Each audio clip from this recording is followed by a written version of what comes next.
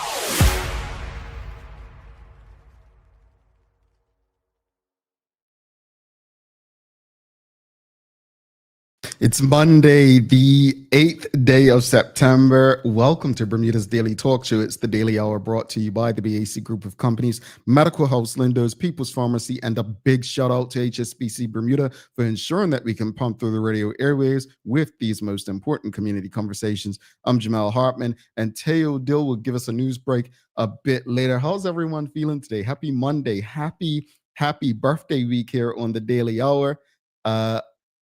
Wow, it's September the 8th. I'm smiling. It's the best month of the year. I mean, it's lobster season. Yep. For those who love the sea bugs. For parents, school goes back in. Yep. And we've got like pumpkin season.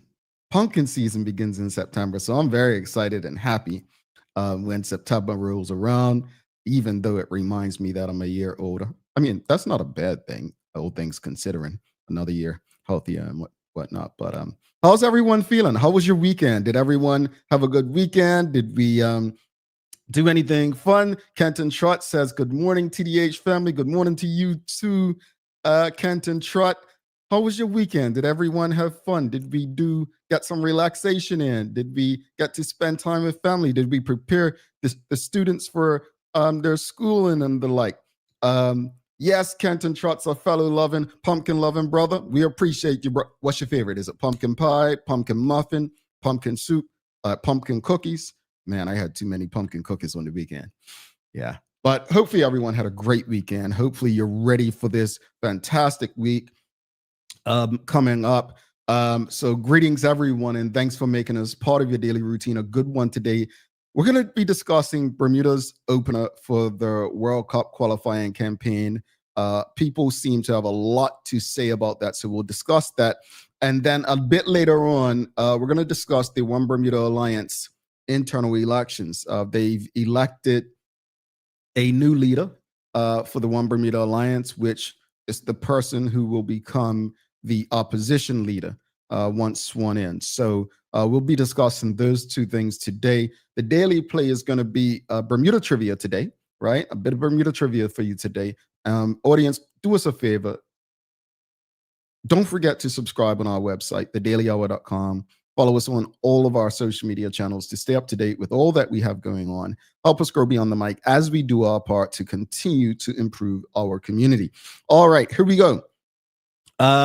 Pumpkin Frappuccino. That's what Kenton goes for. Okay, cool. All right, folks, this is your daily discussion brought to you by our friends at Titan Express and Secure. Let's start with the Bermuda men's national football team. How do you feel about their performance against Jamaica, audience? How do you feel about their performance against Jamaica? And this is a simple yes or no. Are Bermudians too harsh on their athletes? Are Bermudians too harsh on their athletes? I have so much to say, and I saw many comments, and you all know I don't go on people's posts and argue with them. Very rarely would I respond to people on their social media. I'll create my own post before I go at people, but at times I do, it depending on who it is. If it's a family friend or someone I'm close with, we'll have that discussion or take it to WhatsApp. But some things, I don't want to dismiss any opinion because a lot of people had opinions, and I feel like most of them, even if I disagreed with them, were extremely valid. They were extremely valid. I'm going to start off with what some people think is the most ridiculous opinion. Now, you see what color I'm wearing today. If you can't tell, the lighting in the studio today, Studio J, is pink red as well, right? And there were people who were saying that, well, the problem is that we're wearing pink jerseys. Our colors are red, white, and blue. I don't know what I find more ridiculous. The fact that people blame the color pink on Bermuda losing, or the fact that we've been indoctrinated to believe that people who are mainly of African descent, our colors are red, white, and blue. The indoctrination on Black Bermudians is seriously sick. Pink is as bad as red, white, and blue if we're going to, compare colors. But let's take that on. So I'm confident in who I am and my sexuality that I love pink. I actually don't care about colors. Whatever color I feel like wearing, that's what color doesn't define me. But there might be something to what we deem ridiculous. Let me give you an example.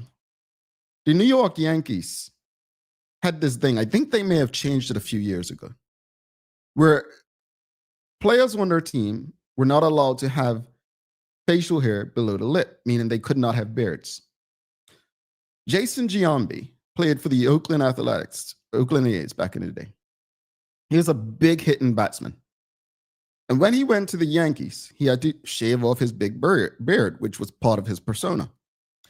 And I didn't understand why people would say, oh, well, you took his personality away, so it's a fact in his game. I'm like, what does not having facial hair have to do with playing the game? Someone made a point and said, you think that team of Jamaicans is going to want to lose to a bunch of men wearing pink? And I was like, as ridiculous as we may think it sounds, it probably actually is a motivator for others.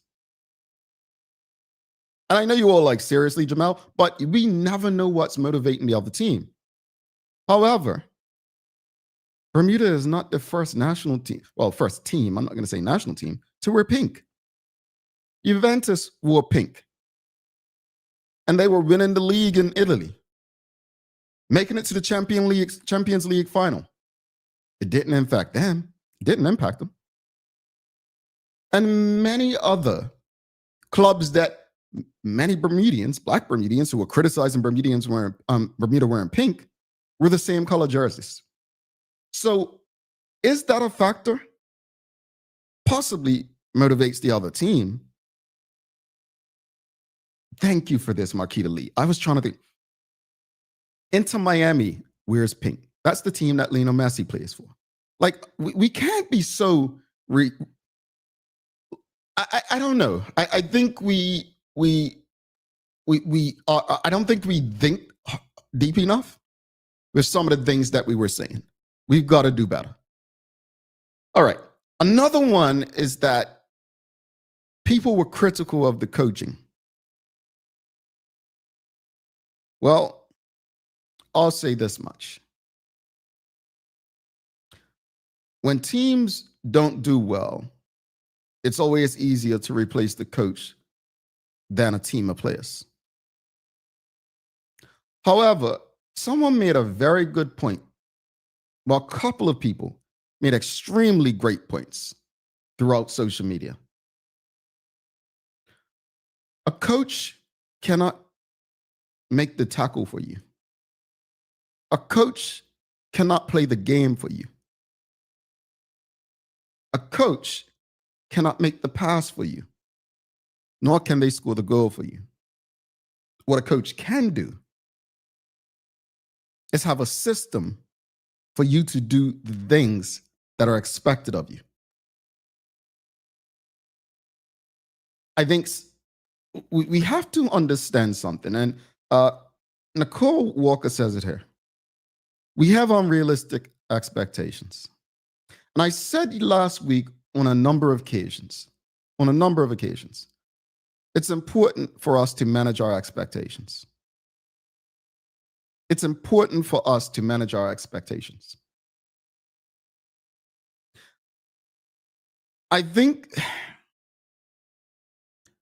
one of the things coming from a small town, and that's what Bermuda is. I said it on this show before. It's a small town.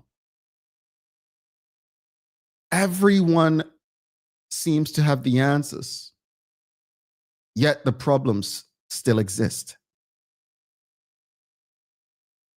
No one ever thinks to ourselves or looks in a mirror and says, well, if it were that easy, I could have done it, or they could have done it, or we would have done it.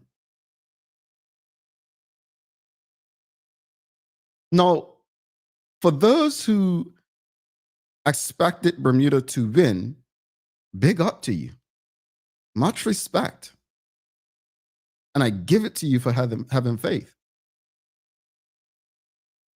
But I think most Bermudians, and if I'm speaking out of turn, please tell me, audience, they just wanted a competitive match. They just wanted to see Bermuda fight. And if that's the argument, I get it. We may feel that they didn't put up much of a fight. There were no dark arts.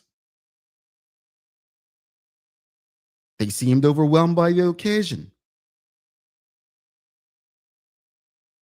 I think another thing no one's really talked about, and this is no disrespect to Coach Finley because he's a gentleman, a scholar.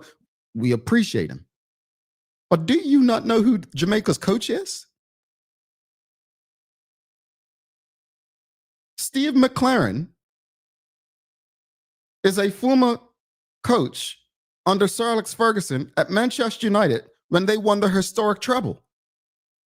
He's won the league title in the Netherlands.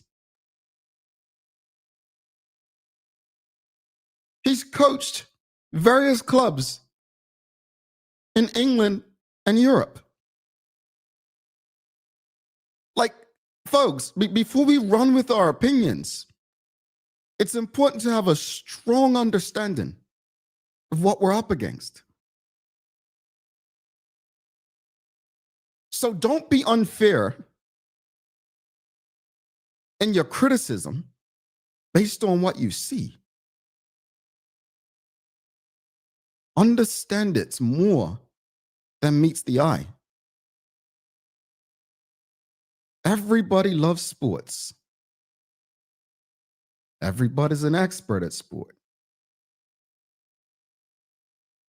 But how many people know every player on Jamaica, where they play, where they were born, their experience, and then compared to Bermuda?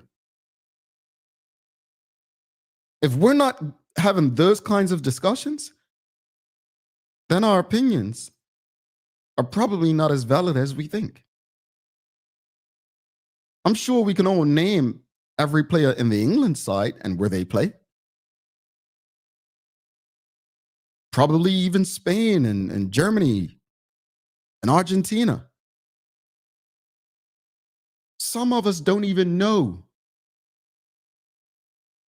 where the players that play for Bermuda actually play to.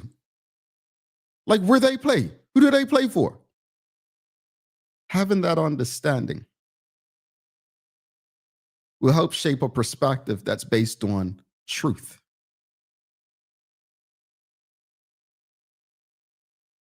Let's go back to the audience. How do you feel about the performance of Bermuda's men's national football team against Jamaica? And are Bermudans too harsh on their athletes? Kenton Trott says, yes, we're too harsh on athletes. Ian Waddington says, individual athletes can come from small countries, but with team sports, it's more complex. Ian, tell me about it. Because finding one person great at something is so much easier than finding 11. It is. Sonia Clark says, Morning, Jamal. Proud. We'll be in the fan zone every game. Win, lose, or draw. Nationally, I am true and divine to my country and all of what comes with it. I love pink. Yeah, I had to put the pink lights on today just, for those who are critical of the jerseys. Dwayne Dickinson says, most of the Jamaican players play in England at a high level. Yes, we have players also that play in England, but at a lower level. We will fight, but Jamaica has been in this position, many times. Indeed. But audience, a yes or no? Are Bermudians too harsh on their athletes? Yes or no? Do you believe we are too harsh on our athletes? Are you of the opinion that we are a bit too harsh on our athletes? I just don't think we have realistic expectations. I don't. I don't. And I'm going to give a couple of shout outs. Harry Twit, I don't know how to pronounce his name. Man, that guy's a baller, man. I saw no one really pointing out some of our special players from the other night. And that's sad because even in defeat, there's some good. And Harry he was good. I also thought, I think you pronounce it Najee Tucker. He looked very good on the ball as well. It wasn't all bad. And I think what we have to understand and what we have to learn is how to support a team after defeat. Bermuda has more games to go. This is only the first game.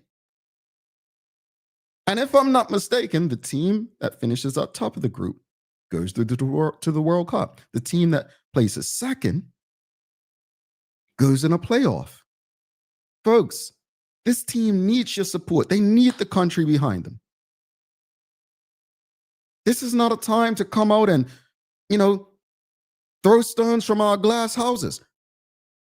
They go again against Curacao this week. Like, come on. So are we too harsh on our athletes? Well, Tanya Cheeseman says yes.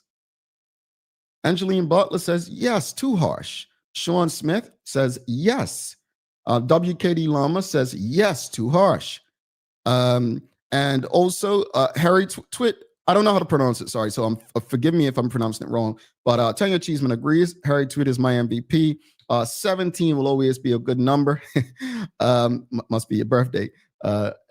Dwayne Dickinson says, Harry, my man of the match. Marquita Lee says, yes, Harry was awesome. Love watching him. Definitely a fighter. There's something special, and it might be controversial what I'm about to say. But I'm pretty sure Harry Twit is at the same school as one of the Lukes who plays cricket. There's something special about these young men. There's something very special about them. But again, let's celebrate the good, even in defeat. One of the things that I think I saw people speaking about was pride. Oh, they didn't play like they had any pride. Pride. We can't talk about pride because we're not a nation. Now, you may say, oh, Jamal, that's ridiculous. Folks, we're too comfortable in our hypocrisy. You got these young men standing up there, standing like this with the hands over the Union Jack. If you want to talk about pride, let's start there. And let me be very clear. This is not anti-British or anti-UK. But pride starts with an anthem. Pride starts with a flag. And we don't have to be independent to have an anthem or a flag. This is not an independent conversation. This is not politics. But let's start there. Don't give me this red, white, and blue nonsense.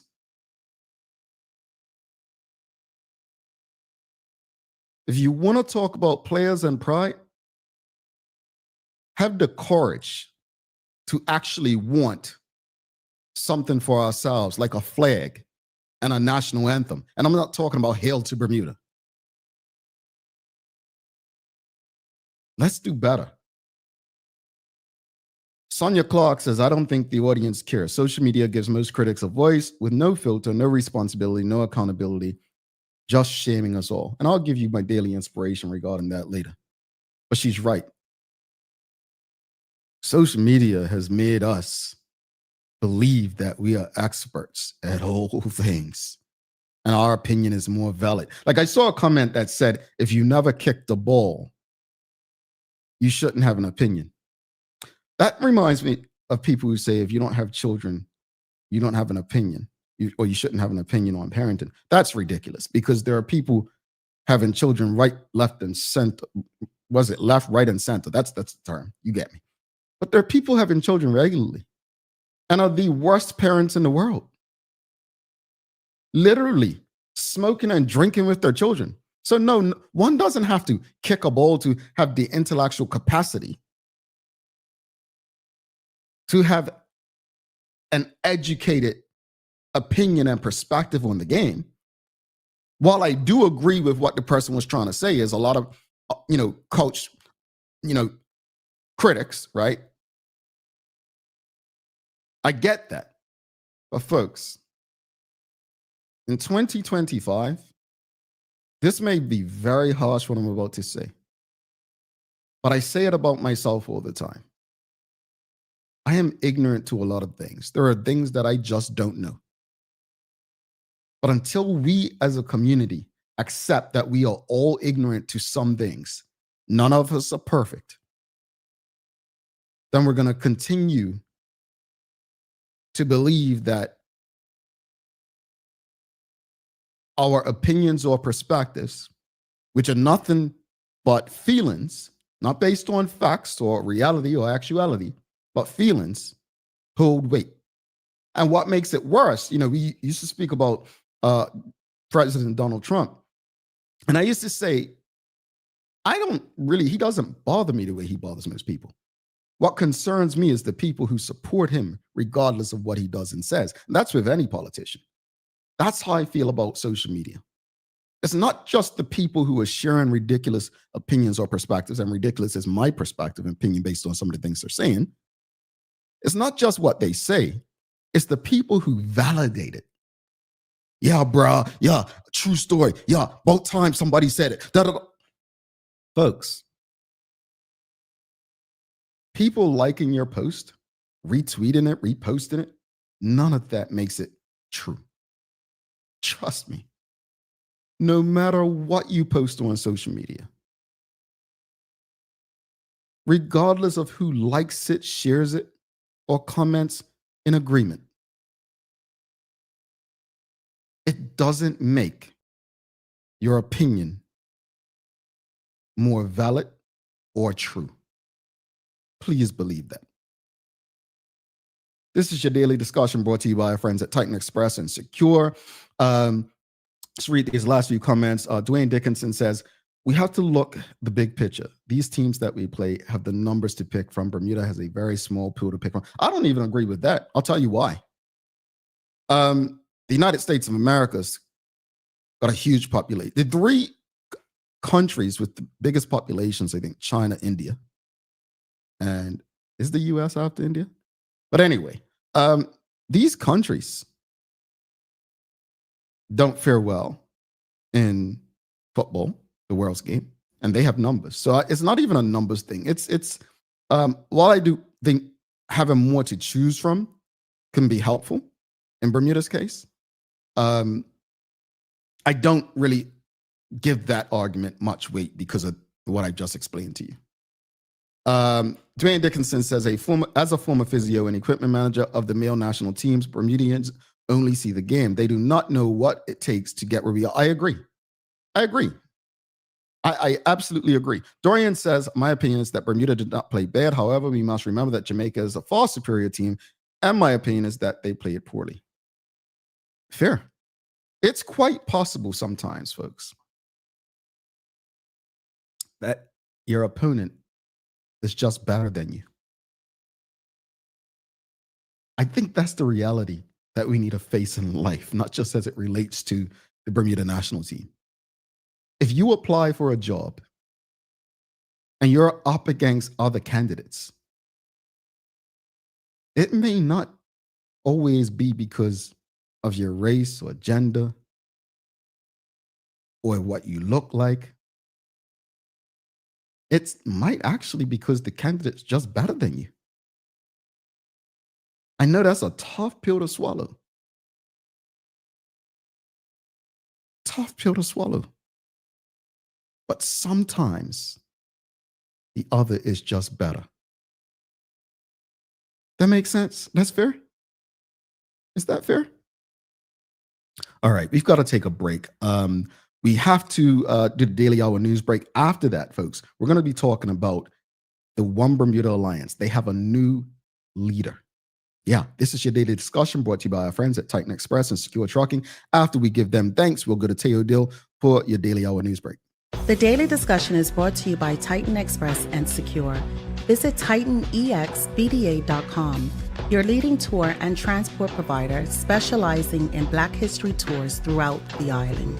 And SecureBDA.com for all your property management, waste management, residential, and commercial trucking needs.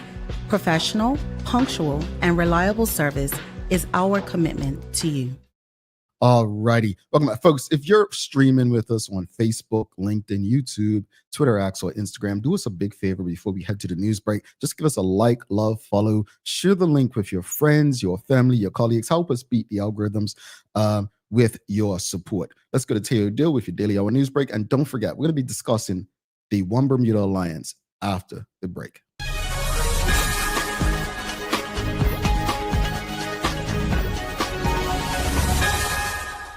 Welcome to your TDH News Break, brought to you by our friends at Peoples, who have everything you need to maintain your wellness, not just your prescriptions, all the supplements and vitamins you need to feel as good as you can all the time. I'm Teo Dill. Now, public school students and parents starting school tomorrow have a brand new tool to get them to and from class more comfortably, more safely. That is, the Transport Ministry announced a brand new upgrade to the ShoreLink app that powers all local public transport use, which allows us to track public school buses in real time. You can download the app on Apple and Android devices, and the new feature provides real-time tracking of all public transport vehicles, live arrival and departure times, and route visibility and location updates. Basically the kind of stuff that just makes you feel better about using the service overall. It's the kind of app that we've all used when we've been traveling in major metropolitan areas. According to Transport Minister Owen Darrow, this upgrade's, quote, a meaningful step forward in safety, convenience, and care, modernizing our transport system in ways that directly benefit our community. And a serious single-vehicle collision took place yesterday near Khyber Pass. As of this recording, the BPS update indicates the incident involved a motorcycle just east of Khyber Pass in Warwick. Details are limited, but we do know that the man riding the motorcycle was in and out of consciousness when he was found on the ground. He was rushed by ambulance to the King Edward VII Memorial Hospital for treatment of his injuries, and we don't know the extent of those injuries beyond the point that they were classified as serious by the BPS release. We'll update you as more information becomes available. And we are neck deep, maybe even ears deep, in this year's Atlantic hurricane season. And in fact, we are a couple days away from the historical peak of hurricane activity. That said, here's the good news. Things are unexpectedly quiet. That is, there are no active tropical cyclones. And in fact, not a single tropical cyclone is expected to develop in the next 7 days. That said, despite the fact that the next week is pretty chill in terms of weather system development, this spell of quietness is not expected to maintain itself for any longer than the next few days. So when things change, and they almost certainly will, the next available name on the list for the 2025 hurricane season is Gabrielle. She's coming, probably. And last night, folks in Asia, Europe, and Africa had a uniquely interesting reason to look up because of the presence of a total lunar eclipse, aka the rare blood moon. As you can see here, when the sun, earth, and moon line up, the shadow cast by the planet on its satellite makes it appear an eerie, deep red color that's been fascinating for our species for thousands of years. The moon appears red during lunar eclipses because the only sunlight reaching it is reflected and scattered through Earth's atmosphere. That is, blue wavelengths of light are shorter than red ones, and they're more easily dispersed as they travel through Earth's atmosphere, which gives the moon the red color that you've just seen. And as far as our specific weather here in Bermuda is concerned, things should be pretty uncomplicated today. That is, dominant high pressure will keep the air temps high, skies broadly clear, but areas of convergence near our airspace will continue to bring us short bursts of rain throughout the day. Basically, it's going to be mostly sunny and hot, but you'll need to keep your umbrella with you just in case. And that's your TDH News Break, brought to you by our friends at Peoples. I'm Teo Dill. Back to the show. All righty. Thanks so much, birthday boy. Audience, it's Teo's birthday today. Wish him a happy birthday. Big up to Teo. Hey, look, I say this. I've said it before on this show. I used to say it for years. Teo and I worked together at Intelligent Communications from 2007 to 2010. When I returned to work after finishing graduate school, I worked for Bermuda Tourism. And after Bermuda Tourism, I went to the Florida Panthers and then ended up working at Palm Beach Tourism. And I would say at every job that I will probably never find a colleague as great as Teo. And what I mean by that, as you probably know, we have absolutely nothing in common. We don't. He reads comic books. I just about read. Seriously, you heard us talking about books the other day. That man's got 1,000. I've got probably 50.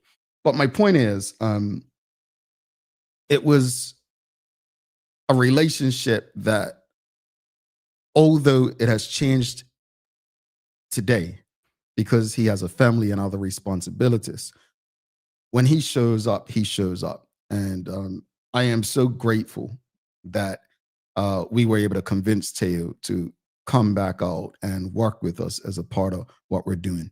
Simply one of the best and most brilliant people that Bermuda has been lucky enough to have in their homes, on the radio airwaves, in their ears on a regular basis. I promised myself I would not brag about colleagues much anymore, but he's one that I am never afraid to speak highly of because of what he represents and who he is. So that said, just want to wish Teo, who is still one of the best colleagues, if not the best that I have ever had in my life, although not reliable anymore, you know, he's got a family. But honestly, when he does something, it just stands out. It's, you know, he's done it, and he's a kind of person who has standards. He consistently looks at ways of improving. And when you are surrounded by people like that, when you work with people like that, it makes you elevate and become better. So happy birthday to Teo. We've also got some other birthdays. As we said last week, it was Shanna Smith and Kathy Rogers who tune in. We also had Nana Pamela Wade. Pamela Wade, I know you're in the building today. I haven't seen you in the comments, but Pamela Wade and Raj's birthday is also was Saturday. So happy belated to them. Yeah, it's birthday week on the Daily Hour. I didn't realize that we have 3 birthdays on the Daily Hour team this week. Yeah, it's weird.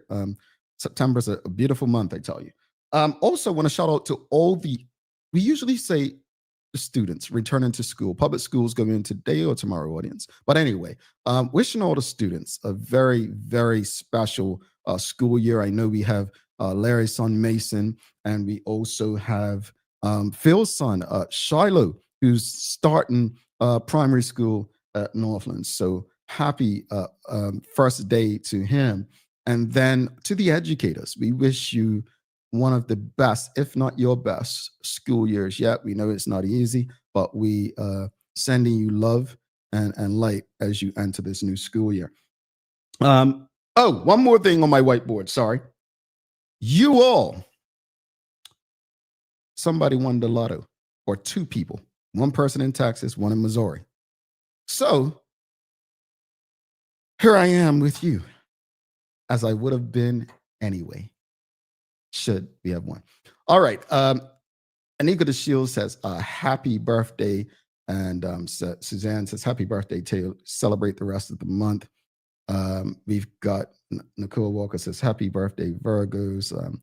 Pamela Wade says, thank you, Jamal. Happy birthday, Teo, says Emily Gail Dill. Suzanne says, Happy birthday, Roger. Happy birthday to all those with birthdays this week. And we've got a Days of the Year for you before we take this break. It's Actors Day. So actors have been an iconic part of the history of humanity, telling stories of love and tragedy through all forms of life, inspiring the imaginations of millions. So today we're celebrating actors. And audience, I'm going to ask you, who is your favorite actor, which includes actresses, of all time? Who is your favorite?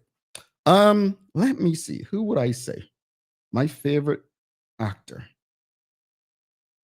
I don't really think I have one, because I'm not a big TV movie person. I would probably have to say Jamie Foxx because he's so versatile. Yeah, I'll probably say Jamie Foxx is one of my favorites. Yeah, Jamie Foxx. He's very versatile. Traveling Trotty says the obvious, Denzel Washington. I should have said you can't say Denzel. Who else? Who's your favorite actor, actress? Who is your favorite? It's Actors Day today. Who would you say is your favorite? Folks, we're going to take this break. When we come back, we'll share your favorite actors or actresses. We're going to take a quick break. Stick with us because we got to discuss this leadership situation over at the One Bermuda Alliance. People's ACW, located at King Edward VII Memorial Hospital, carries over-the-counter medicines, toys, cards, and even toiletries.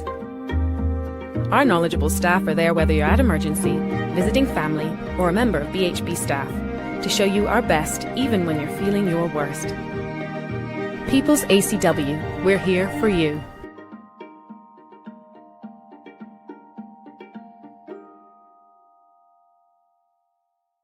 Ready to take your financial game to the next level? HSBC is here to help you power up your financial fitness. Your strategy should be sharp and ready for anything because luck won't get you to the top. Whether securing your future, growing wealth, or planning for life's next serve, HSBC's experts are here for you. From budgeting to investing, let's craft a plan as unique as your goals. Plus, get free financial planning consultations to stay on track. Learn more at hsbc.bm/financial planning. HSBC Bank Bermuda is licensed to conduct banking and investment business by the Bermuda Monetary Authority.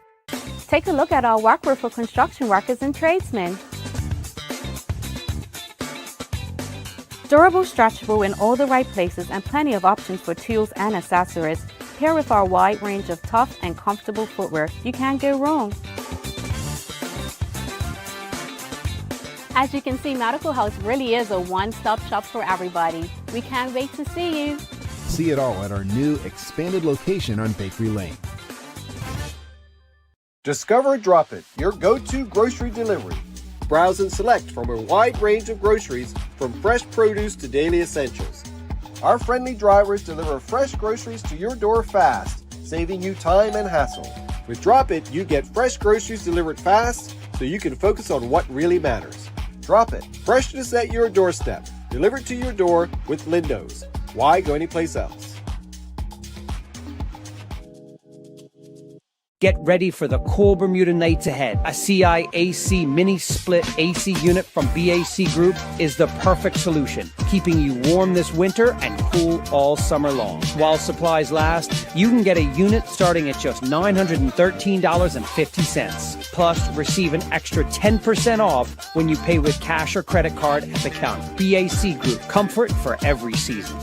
SCARS stands for Saving Children and Revealing Secrets, and we are a Bermuda nonprofit organization whose mission is to reduce the risk of child sexual abuse and to be an advocate and a voice for children who've been sexually molested, as well as their affected family. New media like the Daily Hour is really important in partnering with organizations like SCARS. It's another platform for us for awareness. There can be no radio silence as it relates to child sexual abuse, and we need as many initiatives as we can get. We need to keep this message alive. In terms of us and the work that we do, live engagement is good because it allows the audience to ask questions, to make comments, even to provide us with encouragement and support. What I love about the live engagement when SCARS is being interviewed by Jamel is just this feeling of safety, this feeling that he gets it. He cares about children. It's a connection.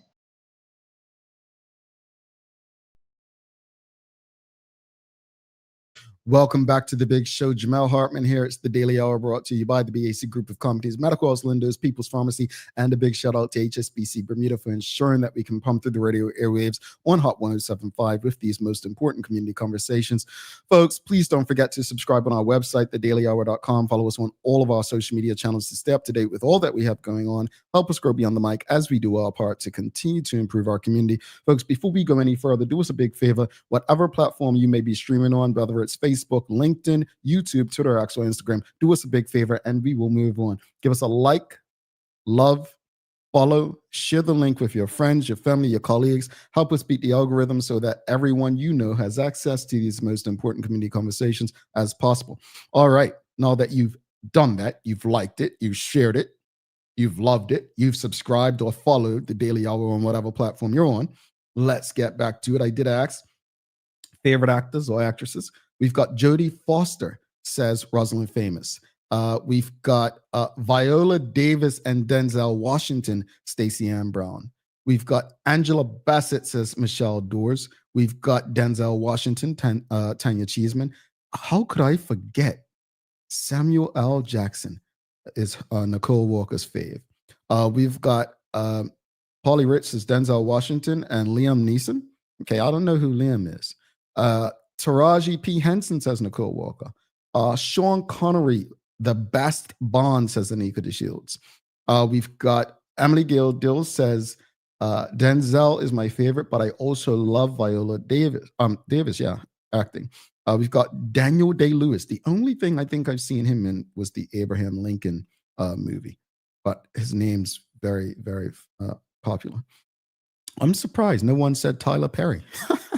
I cracked myself up. All right, folks, let's get to the back to the conversation. Well, let's change the conversation, I should say. Basically, what are your thoughts on Robert King being elected as One Bermuda Alliance leader? What are your thoughts on Robert King being elected One Bermuda Alliance leader? I think many people who I spoke with on Saturday night were shocked. When I was speaking with some, I asked, well, what's the shock? And they said, well, he's only been in politics for just over a year. And I have a tough time with that because I don't think he just appeared as an MP. I could be wrong. I mean, I'm speculating, but I'm pretty sure he may have been involved in the party some way prior to just popping up as the replacement for Michael Dunkley. Another person said to me that Michael Dunkley's endorsement of Ben Smith is probably what gifted it to King. And I was like, really? Is Michael Dunkley not seen as a good person in the OBA or something? I don't know. It's a lot of speculation.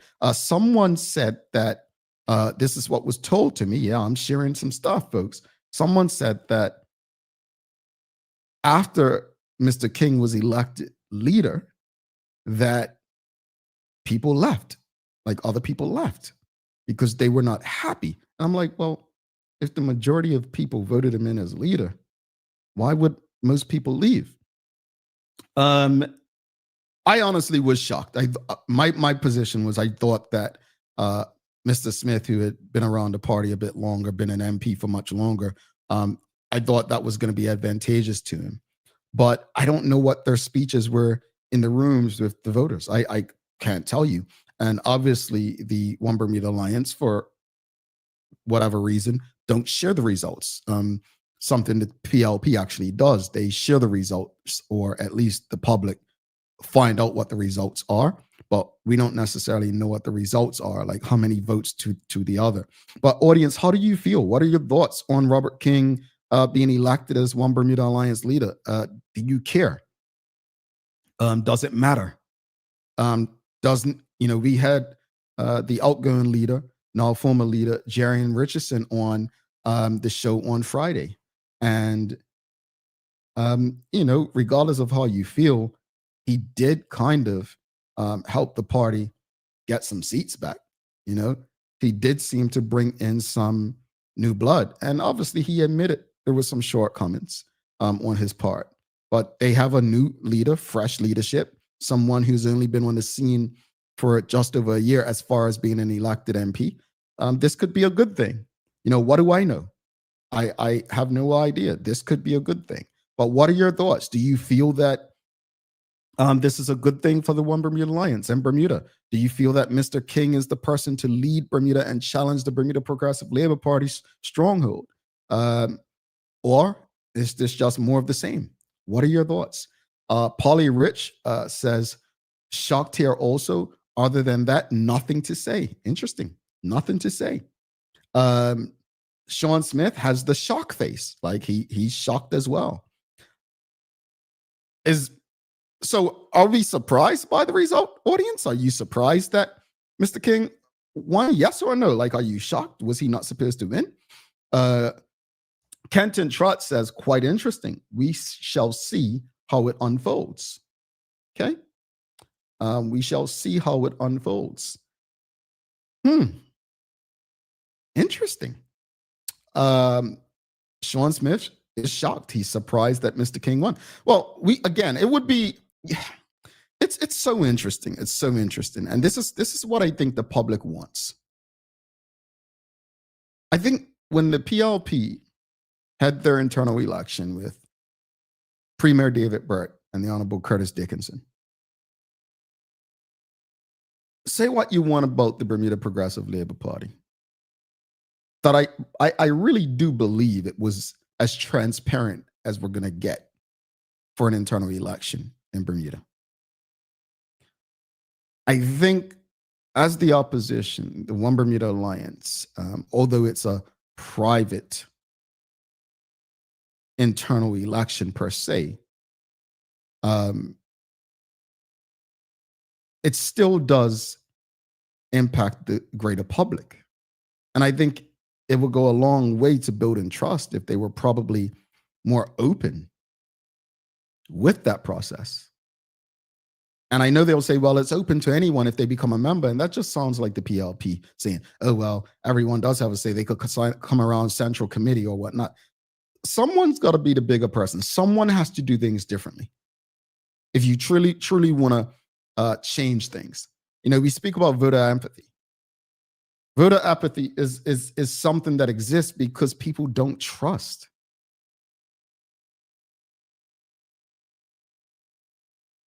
I'm intrigued by Mr. King because I don't know a lot about him. I don't believe I've ever had a conversation with him. I'm intrigued to see what his leadership style is going to be like. Can he go toe to toe with Premier David Burt? Can he? I'm honestly interested to see what this is going to mean for the opposition going forward. Is there going to be a new Senate team to represent the One Bermuda Alliance? It's something to watch.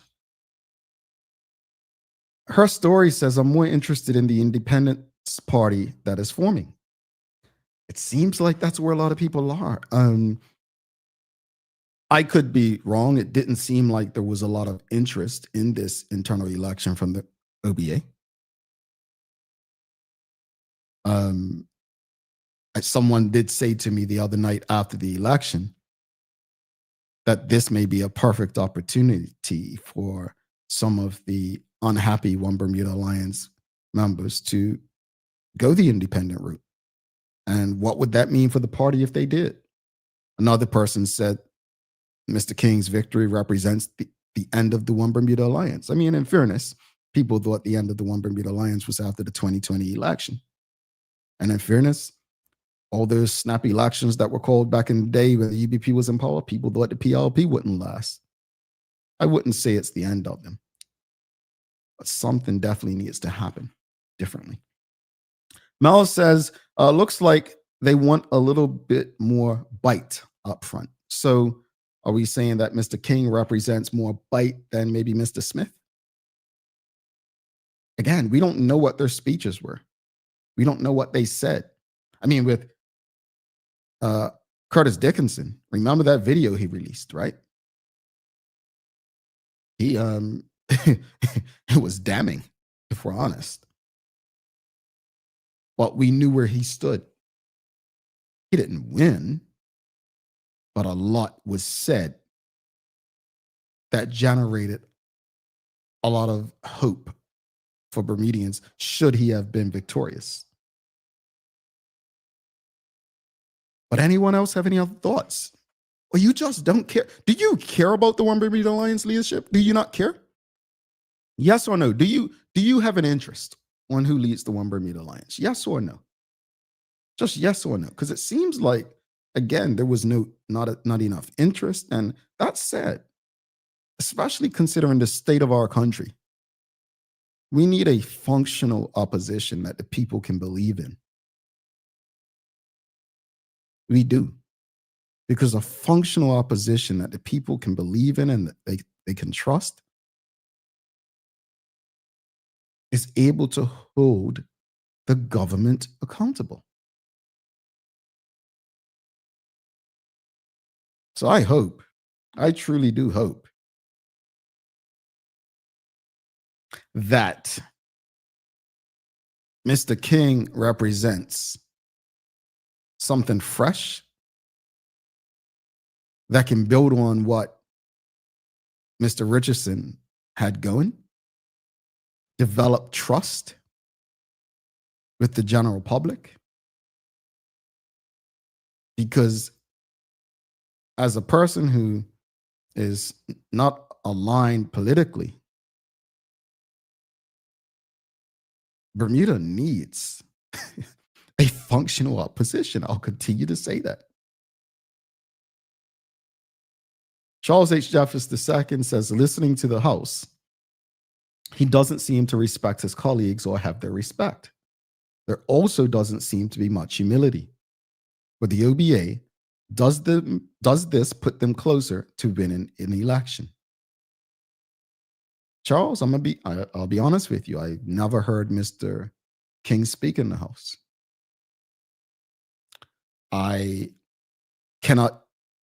I'll have to take your word for it. But if all of what you said is the case, how did they elect him? And who elected him? You know, there was this list that was going around after the PLP's internal election of who the delegates were. Will we get one of those shared about the One Bermuda Alliance?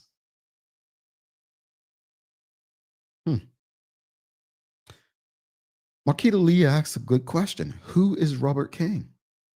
Well, the invite's been extended for him to come on this show so that you and we can ask him just that. I think that's part of the problem. He needs to connect with the people of Bermuda.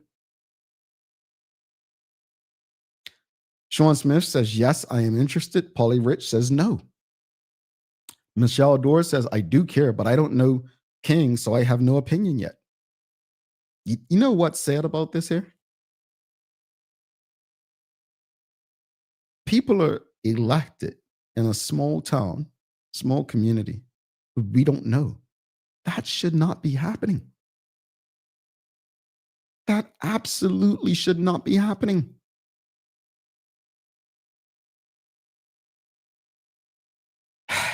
Sean Smith says, I'm watching closely with popcorn in hand. Charles H. Jeffers II says, don't listen to his speeches, but also his parliamentary questions. One thing you need in politics is the respect of your colleagues. It's like playing football as a defender with no goalkeeper in back of you. You need the goalkeeper because if the ball gets past you for some reason, you expect the keeper to do his job. Like as a politician, you need people to be able to respect you and support you and back you. Again, the invite's been extended to Mr. King. Hopefully, he makes himself available to come on the show and engage with all of you. sometime, maybe later this week. Nicole Walker says King did release a 100-day plan, so maybe that played a part in the party having greater confidence in him. Not sure Smith released anything similar. Okay. Maybe that's part that maybe that made a difference. Maybe that made a difference. Good point, Nicole. Folks, let's take our final break. Let me come back. I'll give my final thoughts on both the football situation and the situation at the One Bermuda Alliance, but also we'll have the daily play as well. Hopefully you all get this daily play. If not, you'll learn something new. Stick with us. We'll be back. In the meantime, if you're streaming with us on Facebook, LinkedIn, YouTube, Twitter, X, or Instagram, do us a favor while we're at break. Give us a like, love, follow, share, subscribe. Make sure everyone you know has access to these most important community conversations as possible. Did you know 3 out of 4 people say that they have a good understanding of life insurance? But do they really? When asked how much the yearly cost would be for a 20-year, $250,000 level term life insurance policy for a healthy 30-year-old, 80% overestimated the cost by 5 times the amount. Ready for this? The true cost for that policy is about $220 a year. That's as little as 66 cents a day, or $20 a month. So let's put this into perspective. Compared to other monthly costs, isn't getting life insurance a no-brainer? If you can trim back on some of these expenses just a little bit, it will allow you to dedicate the savings toward an affordable life insurance policy. Contact one of our life insurance agents today to find the right policy for you. Dreaming of expanding your business? With BDC's Loan Guarantee Program, we support your ambitions. Get up to 75% guarantee on bank or credit union loans up to $300,000. Just your vision and our support. Apply today and unlock new business opportunities. BDC, Bermuda Business starts here. Looking for the best care for your pets? Nova's Ark Feed and Supply has everything you need, from top quality foods to toys and supplies. We've got it all. Join our frequent buyer program and earn rewards every time you shop. Plus, we've been awarded the Clever Customer Initiative program for helping you save more. And don't forget, we open an hour early on Saturdays so you can get a head start on your pet care. Visit us today or shop online for easy pickup or delivery. Your pets will thank you. PALS is a cancer care charity. We started 45 years ago. What started as a charity with a half-time nurse, and basically just assisting patients going home from the hospital, but patients dying at home. We now, 45 years later, have 6 nurses, a social worker, and a palliative care physician. I know a lot of people that watch the Daily Hour every day, so it's just educational. It helps you know more about specific charities or specific organizations, and kind of get the nitty-gritty as opposed to just seeing a flyer on social media or just hearing or seeing a commercial. I think it's more beneficial. Like if I'm on the radio or on TV, I'm just like telling you what I think you want to know, but you might have specific questions that I can answer directly. I think it's much better having the live engagement.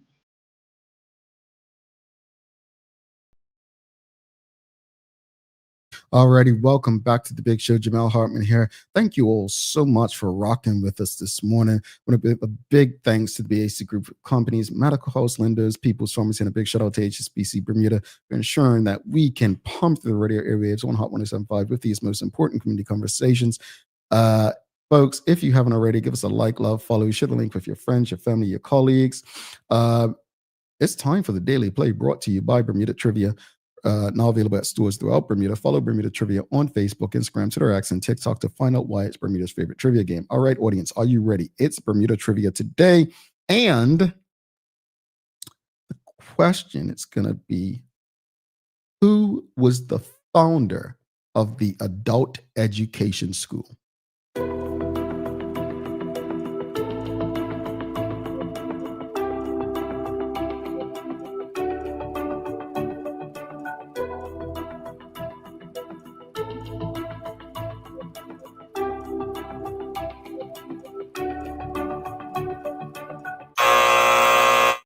Okay. All right. So as I said, Charles, just after the buzzer, says it was Reverend Dr. Merle Rock Swan Williams.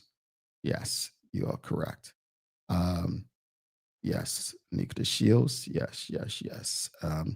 Press story. No, Dr. Nalitha Butterfield was care. Yep. Most people got it. Most people got it. Renee and Dorian and Trevor and Trotty. You all look good. And Anna Pam, you all good. You were good. Give yourselves a round of applause for that one. Well done, audience. Well done. Oops, not that one. Where's the applause to? I can't find the applause. But you get my point. Awesome. All right, let's wrap it up. As far as the conversation with the Bermuda's national football team, folks, there are so many more games to play. After a bad grade in school, if you got one bad grade in school at the beginning of the school year, you have the entire rest of the year to improve. So it would be ridiculous to just give up at that point. So I would encourage Bermuda and Bermudians, don't give up on your team after the first game. Stick with them. They need you. It's not the end of the world.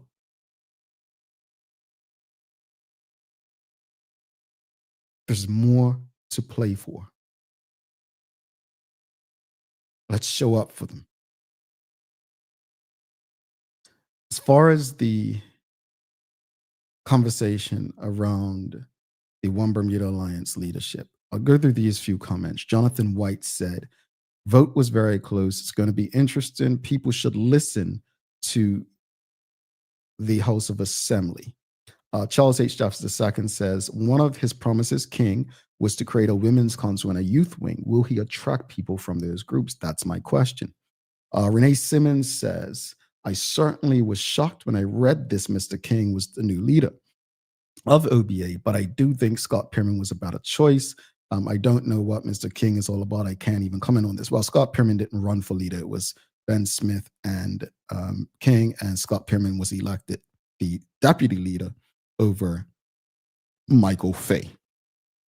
Dorian says the PLP's well-oiled media machine are going to eat Mr. King up. Also, will Mr. King listen and take direction from the OBA's wealthy supporters? I don't believe he will. Ben Smith would have. Okay. Look, here's what I'll say. And I said it just now.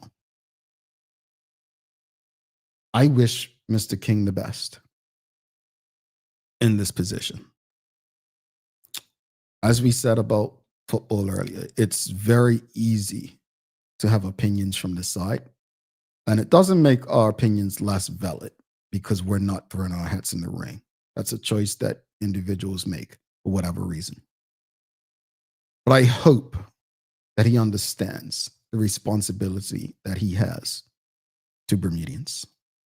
I hope that he's able to have what it takes to be an effective leader of the opposition. I really do. Because now more than ever, Bermuda needs good governance from people elected and appointed wherever their allegiance may lie. Hopefully, we'll have Mr. King on to engage with you all very soon. Let's go to, let me give you some daily inspiration because I've got to go to the dentist for my 6-month thing this morning, folks. So I got to run, but I'll leave you with this. And this is something I shared on social media this weekend after seeing the response to Bermuda's loss to Jamaica. And I'll just read directly from social media. I love how social media allows us to celebrate, debate, discuss, engage, share, etc. But sometimes Many of us deem ourselves experts at all things and fail to give others grace despite our own shortcomings. Perfect we are not. Humility is necessary and needed. I'll leave you with that. Folks, please don't forget to subscribe on our website. Follow us on all of our social media channels to stay up to date with all that we have going on. Help us grow beyond the mic as we do our part to continue to improve our community. Thanks again to our partners, the BAC Group of Companies, Medical House Lenders, People's Pharmacy, and a big shout out to HSBC Bermuda for ensuring that we're able to pump through the radio airwaves on Hot 1075 with these most important community conversations. As always, we appreciate you, we love you, and we thank you for making us part of your daily routine. If all goes well, we'll be back to do this again with you tomorrow. I'm Jamal Hartman. Please do make it a safe and a great day. We are is out. Peace.